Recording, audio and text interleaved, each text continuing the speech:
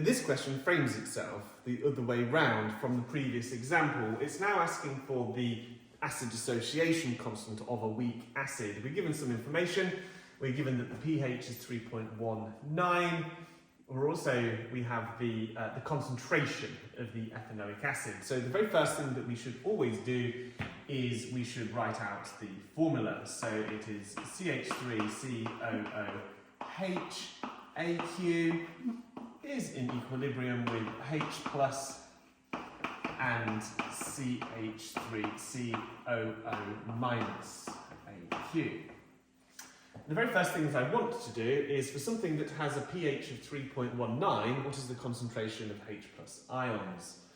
So in this case, the concentration of H plus AQ is going to be given by 10 to the minus pH, a rearrangement of the familiar pH is equal to minus log of the concentration of H plus ions. So we're going to substitute in our value there. So it's 10 to the minus 3.19. 10 to the minus 3.19 is 6.45 times 10 to the minus 5. No, times 10 to the minus 4 moles per decimeter. So I've now got the concentration of the H plus ions. It's now time for me to write out a formula for the dissociation constant. So remember, it is the two products, their concentrations, the H plus AQ multiplied by the concentration of the conjugate base, COO minus AQ, divided by the concentration of the original acid, CH3COOH, AQ. In this situation, these are going to be made in pairs, and so that multiplied by that is numerically the same as that squared. So what we can therefore do is we can put in, well, basically Ka is equal to the concentration of H plus squared over the concentration of CH3COOH.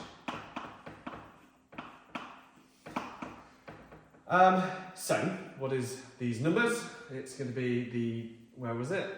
There, the 6.45 times 10 to the minus 4 squared divided by the concentration of the original one, which was 0.0245. Okay, so put this onto our calculator. 6.45 times 10 to the minus 4 squared divided by 0.025. I get 1.6, well, round up to 1.7 times 10 to the minus 5. 1.7 times 10 to the minus 5. One further thing is it asks for pKa. So pKa is equal to, incidentally, you should never leave it like that. I've got concentration squared divided by concentration. So one of those moles per decimeter cubed is going to be cancelled out by that one. It means that this has the units of moles per decimeter cubed once more, because we've got 1 divided by another one cancels out, and it just leaves 1 left on the top line, so it's moles per decimeter cubed. pKa is equal to the negative log of Ka, remember? Ka, and so therefore pKa is the negative log of 1.7 times 10 to the minus 5. So pKa is, so we're going to do negative log of that answer, and it's 4.77. As soon as we put it into a log scale, we have no units. Logarithms are unitless. So there we go. It's quite straightforward. It is just like the other example, but we're working the numbers through it backwards.